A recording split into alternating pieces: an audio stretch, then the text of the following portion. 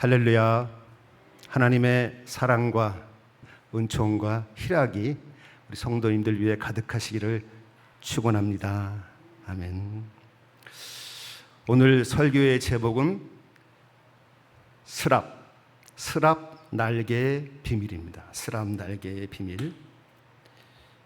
오늘 보면은 이 성경에 스랍이 나오죠. 스랍. 하나님이 만드신 피조물이 있잖아요. 하나님이 만드신 피조물을 두 정도로 나누면 지상의 피조물, 천상의 피조물 이렇게 나눌 수 있어요. 우리는 지상의 피조물 중에 하나예요. 그렇죠? 인간이. 천상의 피조물은 뭐 많죠.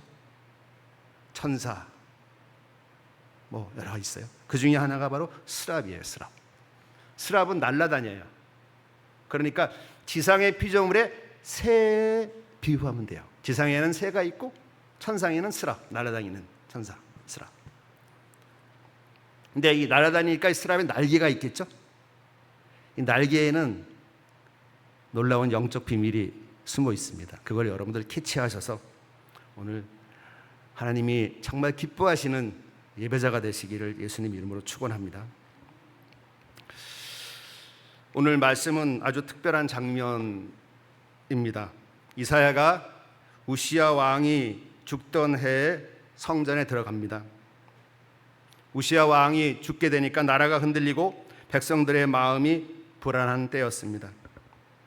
그런데 하나님께서는 그런 이사야에게 오늘 본문의 말씀을 보면은 세상의 문제를 먼저 보여주시지 않으시고 하늘의 보좌를 보여주십니다. 1절에 보면 우시야 왕이 죽던 해에 내가 본즉 주께서 높이 들린 보좌에 앉으셨는데 그 옷자락은 성전에 가득하였고. 그렇죠? 먼저 우시야 왕이 죽던 해에, 우시야 왕은 굉장히 강력한 왕이었어요. 굉장히 지도력이 좋은 왕이었어요. 그래서 백성들이 많이 따랐어요. 근데 그 따랐던 우시야 왕이 죽어버리니까, 그동안 백성들을 잘 이끌었던 왕이 죽어보니까 백성들이 불안해했던 거죠. 그래서 이사야가 하나님께 나간 거예요. 그러면서 이제 환상을 본 겁니다. 그리고 2절에 보면은 이렇게 돼 있죠. 2절 보면은 읽어주세요.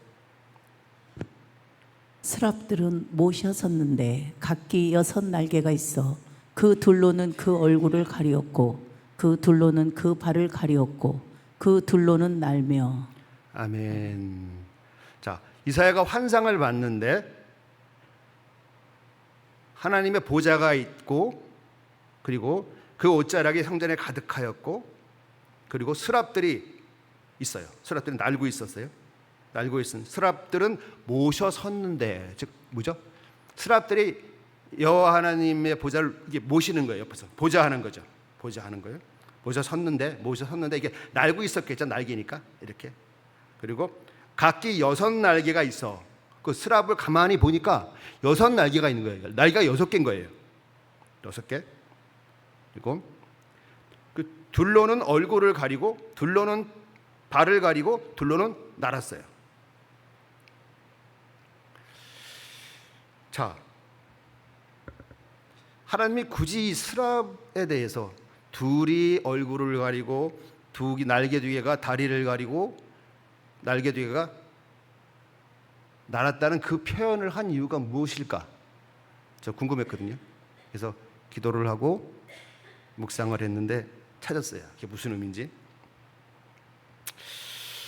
어떤 의미냐면은 이 스랍은 바로 하나님과 함께 있죠. 하나님이 그들 함께 하나님 보좌하는 천사예요. 그렇죠? 그렇죠. 그래서 이것은 바로 여호와의 보좌 앞에서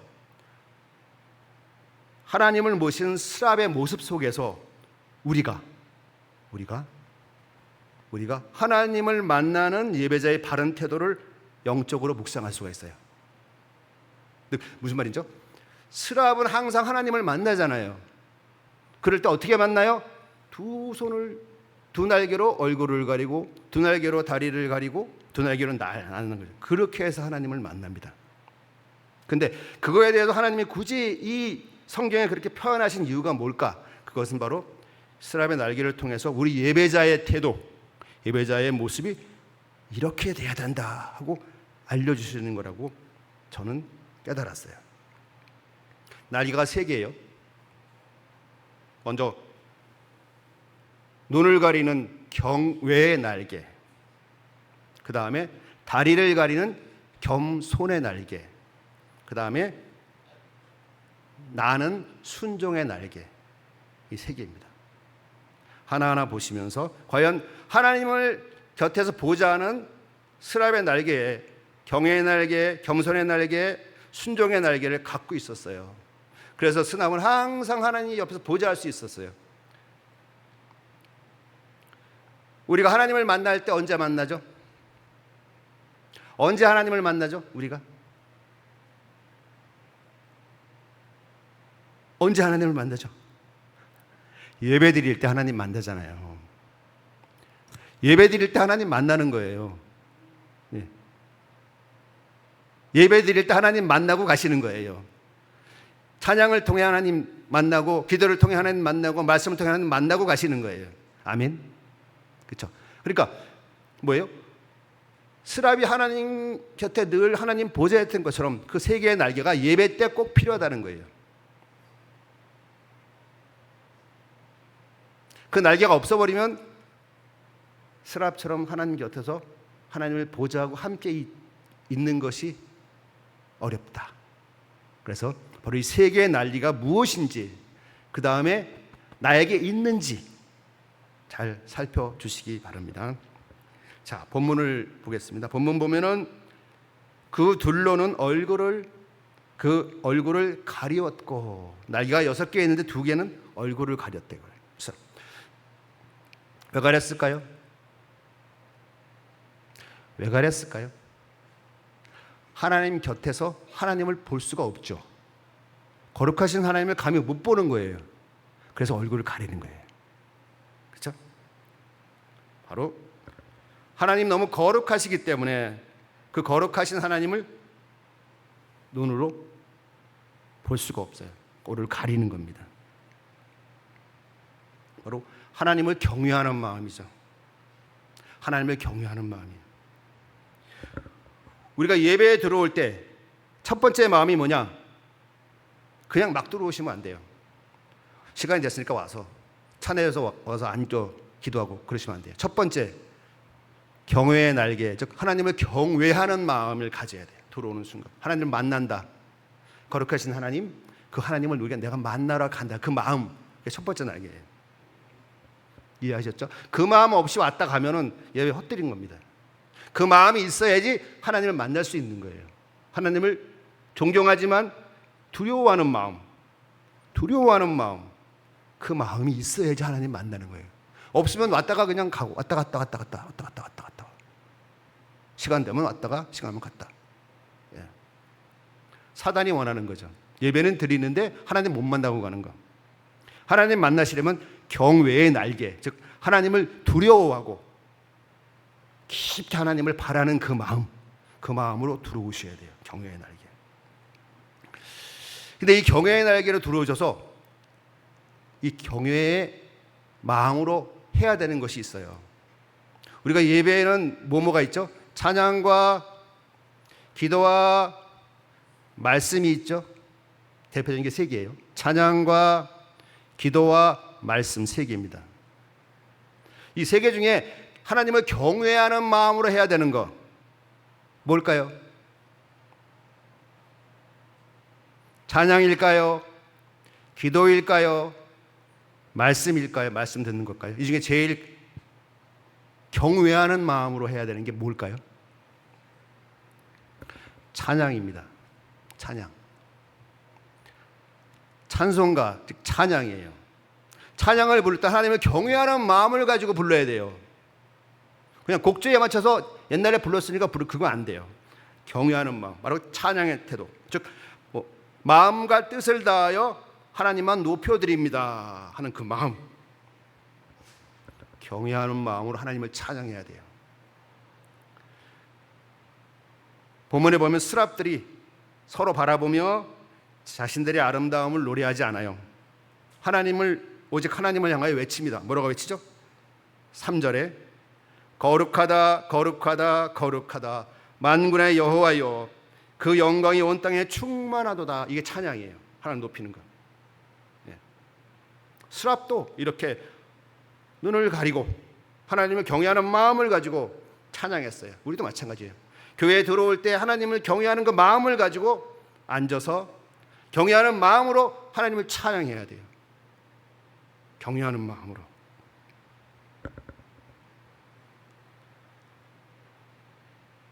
우리가 찬양하는 대상, 찬양의 중심은 사람이 아니에요. 사람 되면 안 돼요. 찬양을 부르는 나의 감정도 아니고 감정에 치우쳐도 안 되고 분위기에 맞춰도 안 되고 또한 찬양하는 사람 실력도 아니에요. 찬양의 중심은 바로 오직 여호와 하나님이셔야 돼요.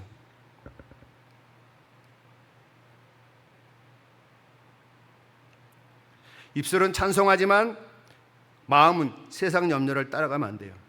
우리 마음이 하나님을 경외하는 마음이 있을 때 그 마음이 흩어지지 않겠죠? 하나님 두려워하는 마음, 하나님을 바라지만 두려워하는 마음, 절대 다른 생각은 할 수 없어요. 입으로는 주님만 사랑합니다고 노래하지만 마음으로는 세상을 다 사랑하는 거예요. 하나님을 경외할 때 우리는 그렇게 할 수 없어요. 그리고 모든 것을 주님께 드립니다 하고 찬양하면서도 정작 자신의 욕심은 내려놓지 않을 수도 있어요. 우리 주님은 우리의 목소리만 듣지 않으십니다. 우리가 찬양할 때 우리 주님은 우리의 목소리만 듣지 않으세요. 찬양 속에 담긴 마음을 받으세요. 어떻게 찬양해야 되는지 아시겠죠? 경외함을 갖고 마음을 담아 찬양해야 되는 거예요. 경외함을 갖고. 시편 103편 1절에 이렇게 말씀하고 있습니다. 내 영혼아 여호와를 송축하라. 내 속에 있는 것들아 다 그 성호를 송축하라. 아멘. 찬양을 제일 잘했던 여러 인물 중에 다윗을 들 수가 있잖아요. 다윗은 절대 입술로만 찬양하지 않았어요. 내 속에 있는 모든 것들, 내 속에 있는 모든 것들아 여호와를 송축하라 이렇게 찬양했어요. 내 속에 있는 모든 것들, 하나님을 경외하는 마음, 하나님을 경외하고 두려워하는 마음을 가지고 내 속에 있는 모든 것들을 하나님을 찬양하게 했어요. 그럼 뭐예요? 내 생각도 하나님을 향하고 내 감정도 하나님을 사랑하고 내 의지도 하나님께 굴복해야 되는 거예요. 그게 내 모든 것이에요. 때로는 우리가 예배 드리러 올 때 마음이 무겁고 찬양할 힘조차 없을 때가 있어요. 찬양할 힘조차 없을 때, 그럴 때도 찬양해야 돼요. 내 중심이 아니라 하나님 받으시니까. 찬양은 감정이 좋아서만 드리는 것이 아니라 하나님이 찬양받기에 합당하시기 때문에 우리가 드리는 거예요. 상황이 좋아서 찬양하는 것이 아니라 하나님이 여전히 보좌에 계시기 때문에 우리가 찬양하는 겁니다. 바로 예배 안에 있는 그 찬양, 우리가 늘 하는 그 찬양의 바른 태도는 이거예요.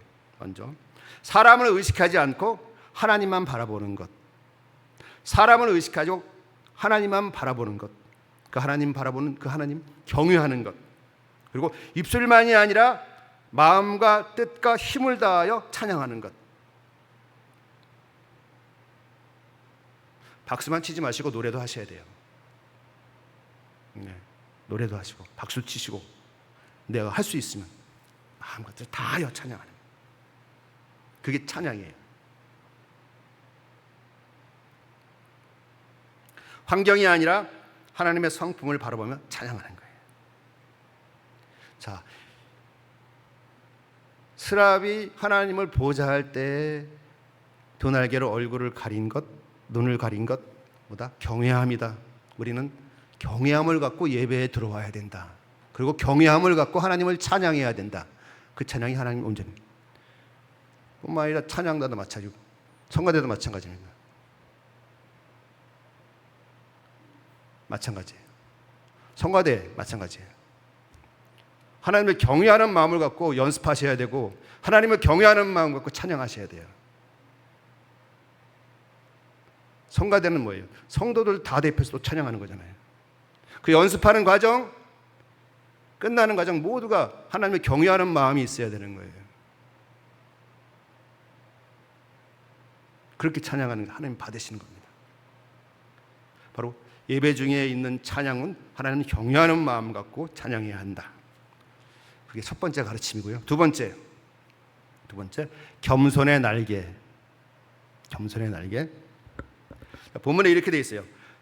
그 이후에 둘로는 그 발을 가리웠고, 자, 두 날개로는 눈을 가리웠고 둘로는 발을 가리웠다 됐어요. 자, 발을 가린다는 것은 무슨 뜻일까요? 발을 가린다는 거. 발을 가린다. 볼까요? 발을 가린다. 이거는 뭐냐면 자신의 존재를 앞세우지 않는 태도. 발을 가리는 건 자신의 존재를 앞세우지 않는 태도예요. 하나님께 가까이 갈수록 우리는 내가 얼마나 작은 존재를 깨닫게 됩니다. 하나님께 가까이 갈수록 내가 얼마나 작은 존재인지 깨닫게 되죠. 그렇죠? 하나님 가까이 갈수록 내가 너무너무 작은 존재를 깨닫게 됩니다. 벼는 익을수록 고개를 숙입니다. 빈 이삭은 꼿꼿하게 서 있지만 알곡이 찬 이삭은 자연스럽게 고개를 숙입니다. 우리 신앙도 마찬가지입니다. 하나님을 깊이 알수록 자기 자랑은 줄어들고 하나님의 영광은 더 커집니다. 오늘 본문의 이사야도 하나님을 뵙는 순간 어떻게 했어요? 하나님을 만나는 순간 뵙는 순간 어떻게 해요? 자기의 죄가 깨달아집니다. 화로다 나여 망하게 되었도다. 이게 뭐냐면 하나님을 뵈니까 바로 자기의 죄, 자기의 부족함이 다 보여지는 거예요. 하나님을 만나자 다른 사람의 죄보다 자신의 죄가 먼저 보이는 겁니다. 이것이 겸손이에요. 이것이 겸손입니다. 겸손은 자신을 비하하는 것이 아니라 밑으로 하는 것이 아니라 하나님 앞에서 자신의 참된 위치를 아는 거예요. 이 겸손이 있을 때 하나님의 은혜가 더 선명하게 보이는 겁니다. 그리고 그 은혜가 우리를 부르심에 응답하게 만드는 거예요. 하나님 앞에 겸손해야지 하나님의 부르심에 응답할 수가 있는 거예요. 아버지가 부르는데 아들이 겸손하게 대답하는 거죠.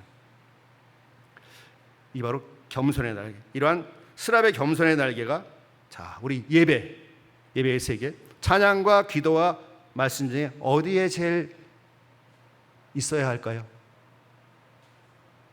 오늘 순서가 뭐죠? 기도에 있어야 합니다. 겸손히. 기도의 태도. 기도의 태도는 하나님 앞에서 자신을 낮추어야 합니다. 겸손하게 기도해야 돼요. 하나님 앞에 자신을 낮추어서 기도해야 돼요. 기도는 하나님께 나의 요구를 관철을 하는 시간이 아니에요.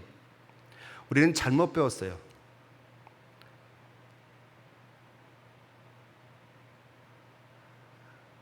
나의 세상의 욕심, 나의 야망을 바라기 위해서 열심히 기도해서 믿음으로 이루는 부분도 있지요. 없지 않습니다. 맞습니다. 그러나 더 귀한 게 뭐냐면은 하나님께 막 달라고 관찰하는 그런 기도도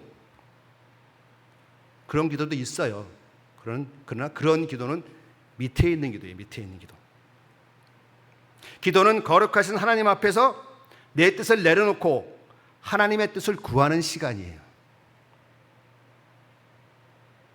기도는 거룩하신 하나님 앞에서 내 뜻을 내려놓고 하나님의 뜻을 구하는 시간이에요. 사업, 그 다음에 인간적인 갈등, 어떤 형태로 간에 문제가 있어 기도한단 말이에요. 기도할 때 기도 속에서 하나님의 응답하시는 게 있어요. 깨달아지는 거예요.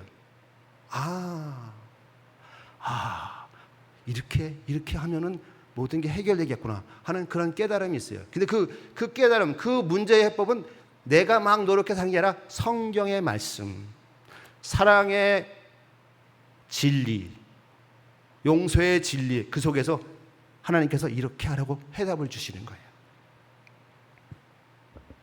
그래서 기도는 내 뜻을 내려놓고 하나님 뜻을 구하는 시간이 기도의 시간이에요. 그게 맞는 기도입니다. 내가 막 하나님께 달라고 막 해서 기도하는 게 아니라, 제가 전에도 말했지만 달라고 막 기도해서 기도라고 생각하면 하나님께 뭐 달랄 게 없으면 기도 안 해요. 그게 그건 잘못된 거예요. 하나님과 대화하는 것이고 내 뜻을 낮추고 하나님 뜻을 구하는 시간이에요. 하나님 어떻게 해야 됩니까?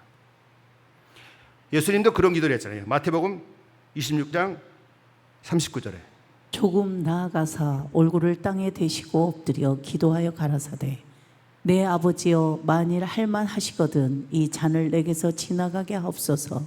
그러나 나의 온대로 마옵시고 아버지의 원대로 하옵소서 하시고.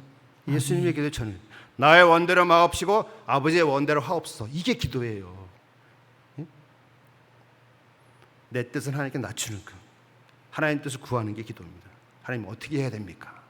이거 해주세요. 하나님 어떻게 해야 됩니까? 참된 기도는 하나님의 손에서 무엇을 받아내는 것보다 하나님의 뜻에 나를 맡기는 것이에요. 우리는 기도할 때 말 많이 합니다. 하지만 하나님의 음성을 기다리지 못할 때가 있어요. 기도는 대화잖아요. 내가 막 말하고 하나님도 말씀하셔야 되는 거예요. 하나님 말씀을 들어야 될 거 아니에요. 듣기 전에 우리 기도 끝내버려요.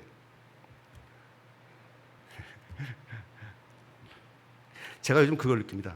한국 교회는 기본기가 부족해요. 제가 보기엔 기본기, 예배가 뭔지, 찬양이 뭔지, 기도가 뭔지 성경 그대로 잘 배워야지 건강하고 강한 거예요.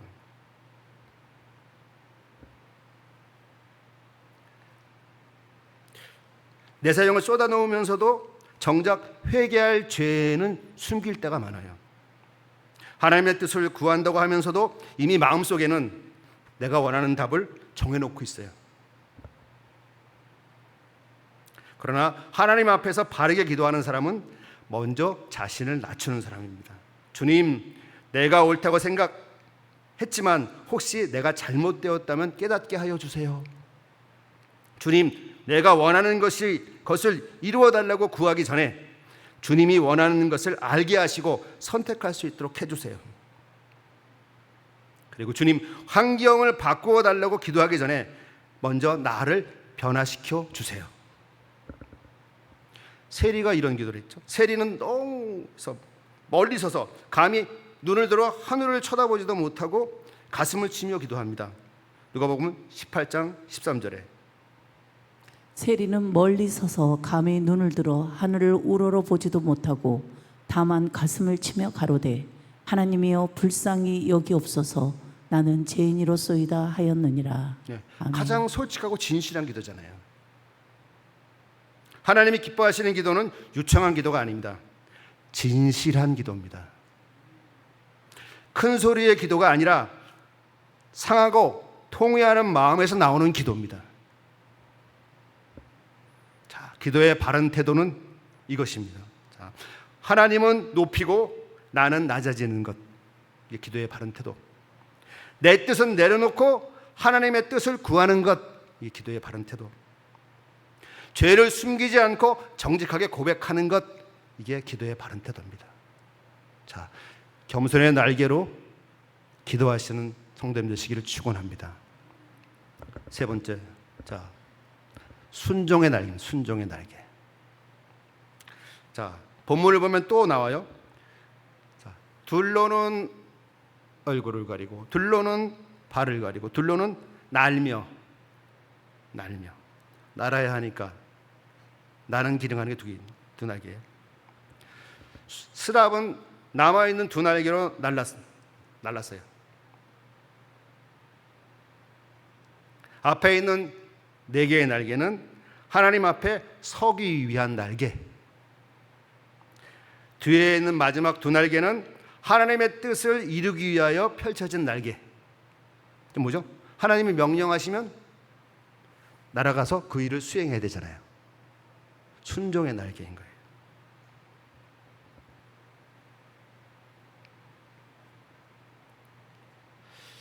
예배의 목적은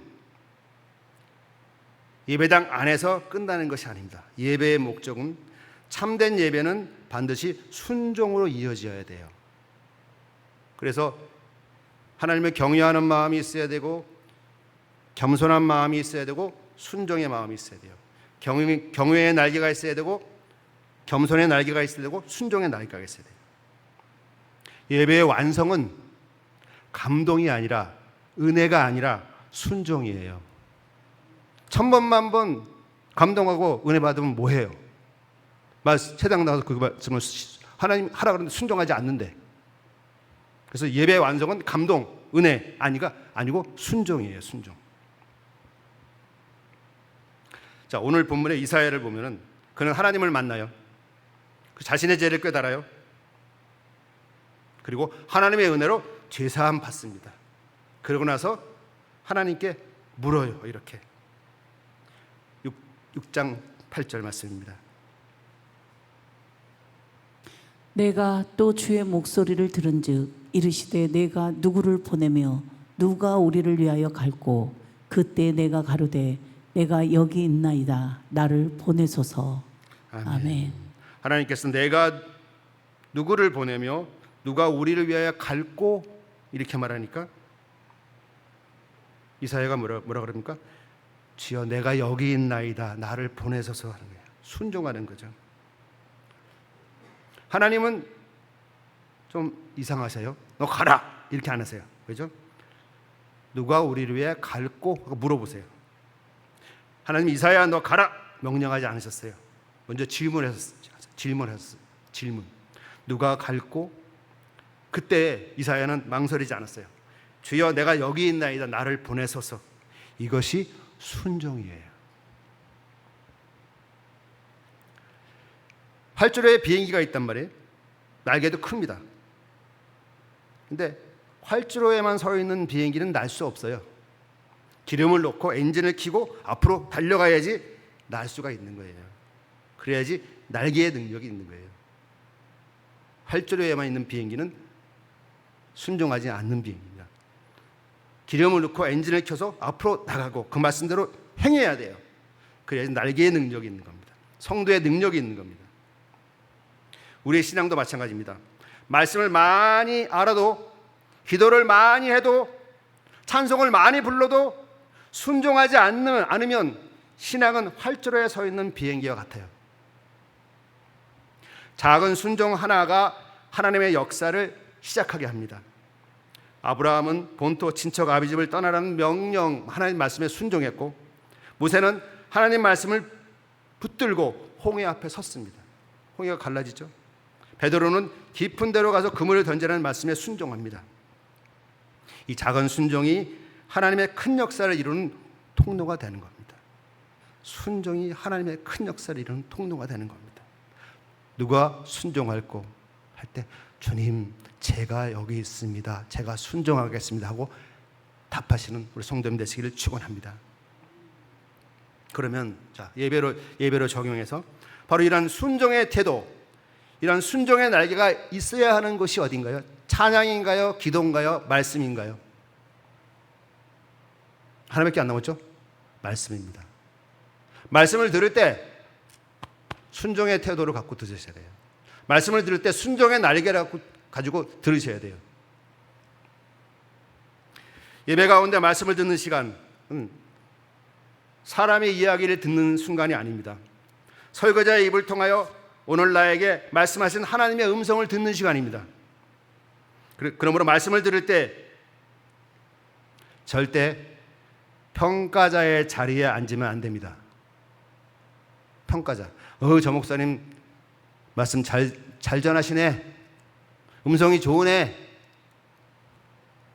오늘 설교를 잘하나 보자. 이 말씀은, 지금 하시는 말씀은 저 집사 말하는 거야. 저 집사를 대상으로 하는 거야. 이게 누구에게 해당되는 거지? 저 사람이 이 말씀을 들어야 되는데, 이런 거 다 판단하는 겁니다. 이런 마음으로 말씀을 들으면 말씀은 귀를 지나가지만 마음에 들어오지 않습니다. 말씀을 들을 때 다른 사람을 먼저 떠올리지 마세요.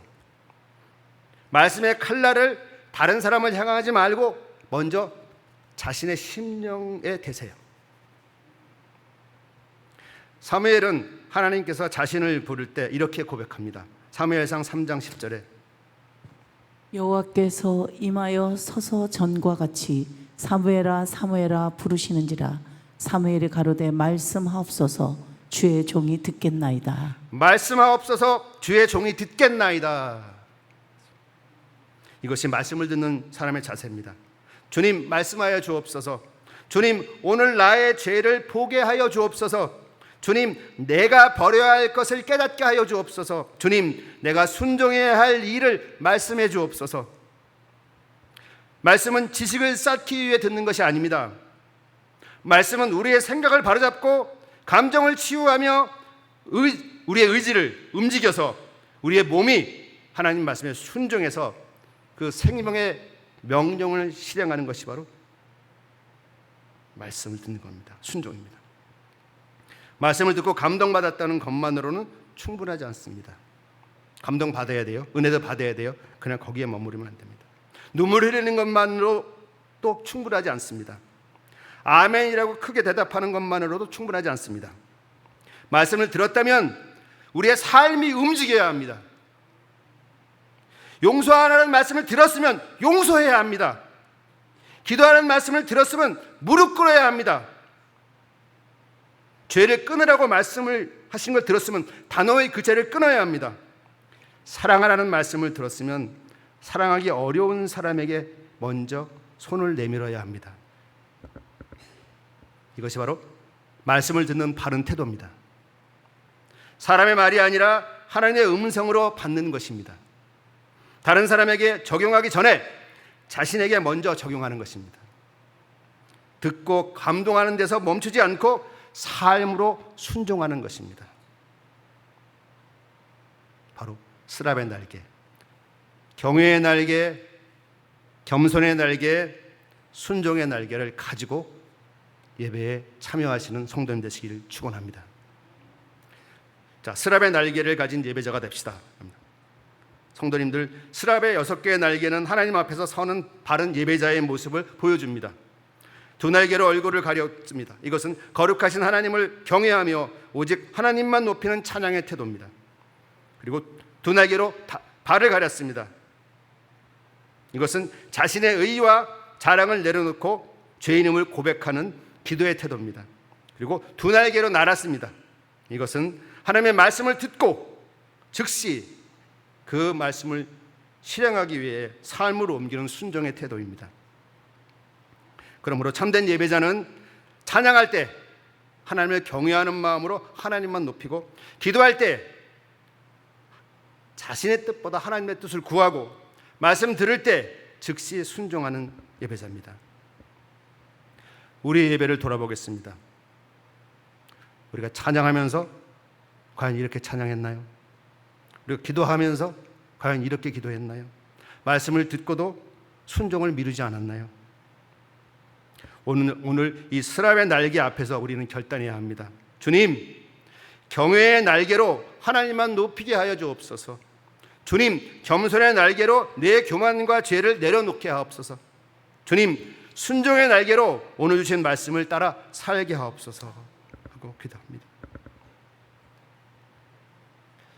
스랍처럼 하나님을 경외하고 자신을 낮추며 주의 말씀에 즉시 순종하는 참된 예배자가 되시를 예수님 이름으로 축원합니다. 아멘. 자, 잊지 마세요. 예배의 새 날개 뭐죠? 처음에 경외의 날개, 경외의 마음. 두 번째 뭐죠?